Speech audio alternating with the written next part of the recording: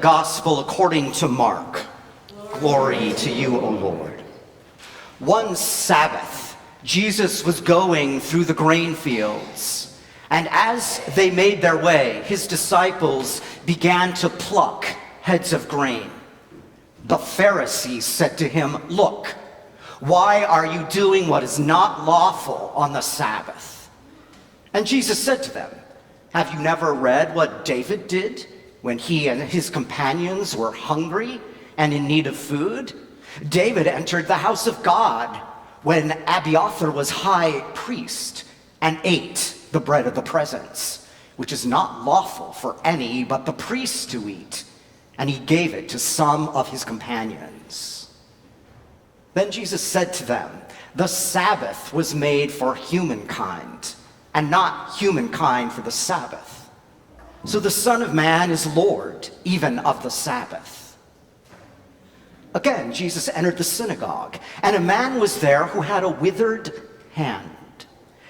They watched Jesus to see whether he would cure him on the Sabbath, so that they might accuse him. And Jesus said to the man who had that withered hand, "Come forward." Then he said to them, "Is it lawful to do good or to do harm on the Sabbath? To save life or to kill?" But they were silent. Jesus looked around at them with anger. He was grieved at their hardness of heart and said to the man, "Stretch out your hand." He stretched it out, and his hand was restored. The Pharisees went out and immediately conspired with the Herodians against Jesus, how to destroy him. The Gospel of the Lord. Praise to you, O Christ.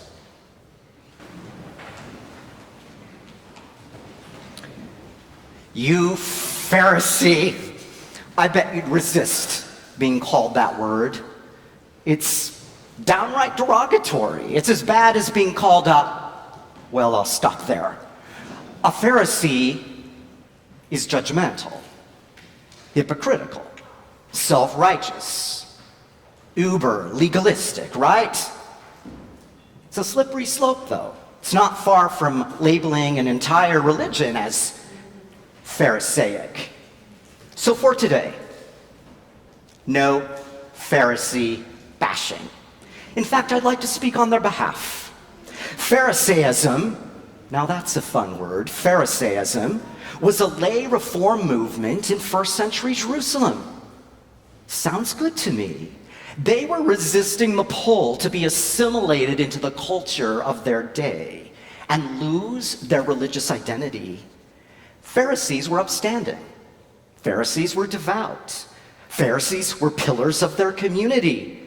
To paraphrase an old comic strip, we have met the Pharisees, and they are us. You can see how religion gets a bad name in our gospel today. Less important things disproportionate to truly important things, like what can be done or not done on the Sabbath. But before we get all judgy and throw out all organized religion because of some overly hardcore religious types, and we know a few too, Jesus comes along, resists the trap the rule followers set up for him. But Jesus remains a practicing, Sabbath-observing Jew. He doesn't just throw it all out. Let's look at the two scenes in our gospel today.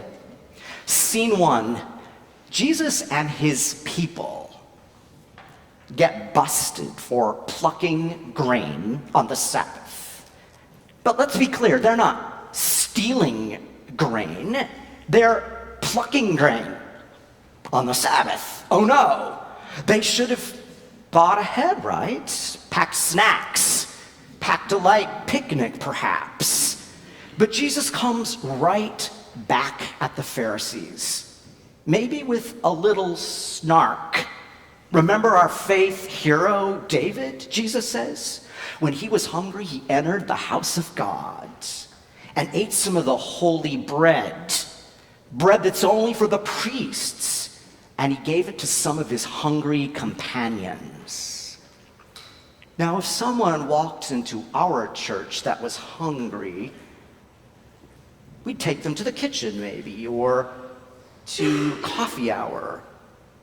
We wouldn't give them some of the special holy Jesus bread prepared for communion.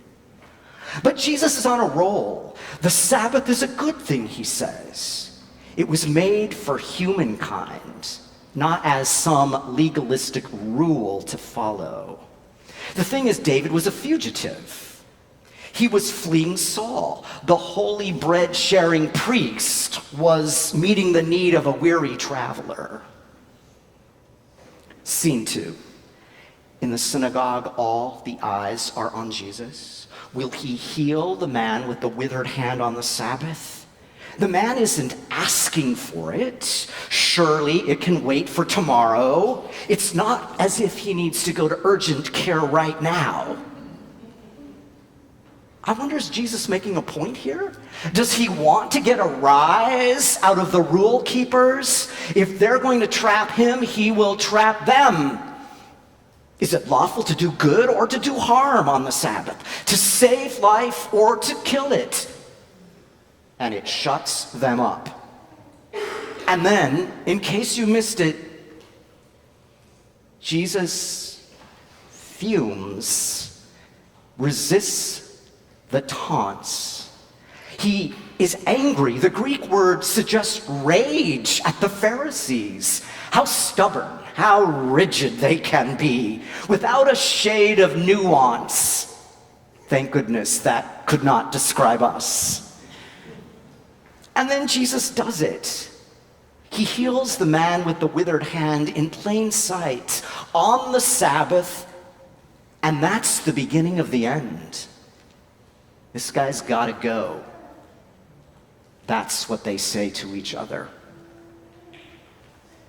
The man with the withered hand, there'll be more healings. This is the beginning of Mark's gospel. There'll be more exorcisms. Jesus will stand up to the destructive powers that cripple, that destroy life. Divine power will restore and renew. So let's think a little bit about the Sabbath, or what Christians may call Sunday. Decades ago, stores were closed. The day felt different. Families did things together. We now live in a 24/7 world. Every day's alike. Every day we can shop online. There's no distinction between work and rest. We can always respond to our email. We're always on. And when technology takes over, it gives us the illusion that we are in control of our lives. A week ago, I was on some back roads in northeast Indiana and saw a number of Amish men on the road, complete with horse and buggy. Talk about being countercultural.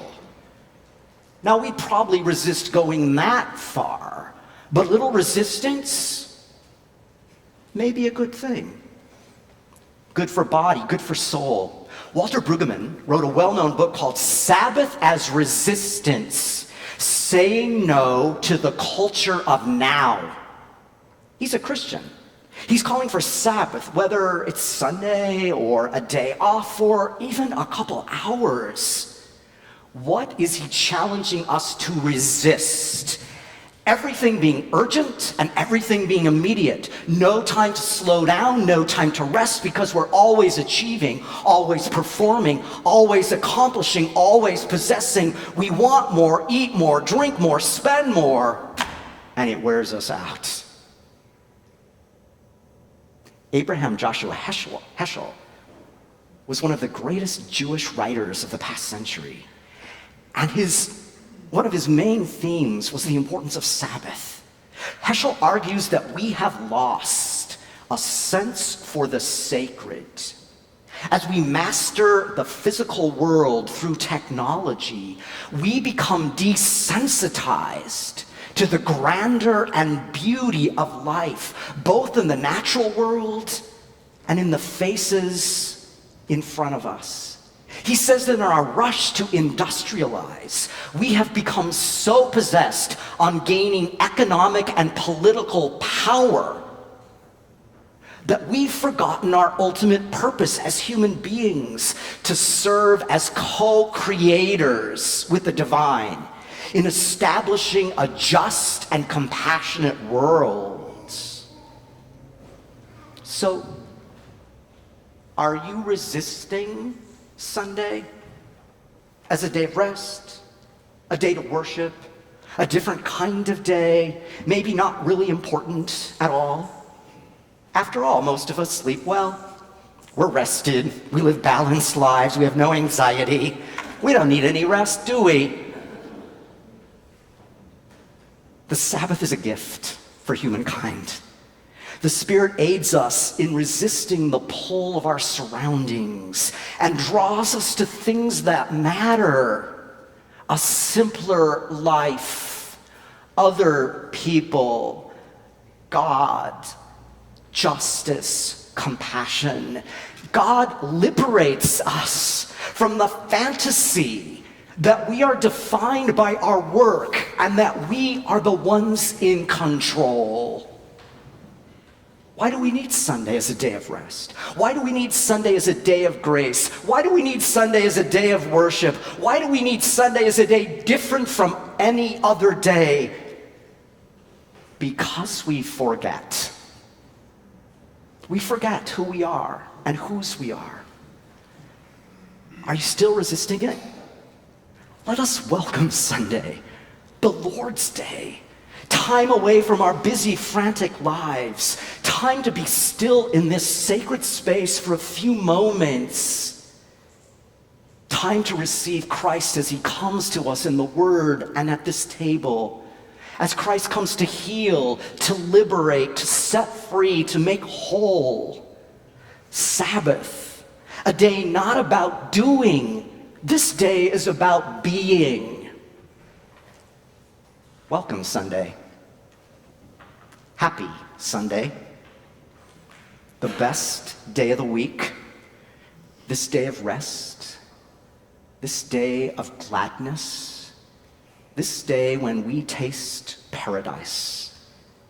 This day unlike any other. Amen.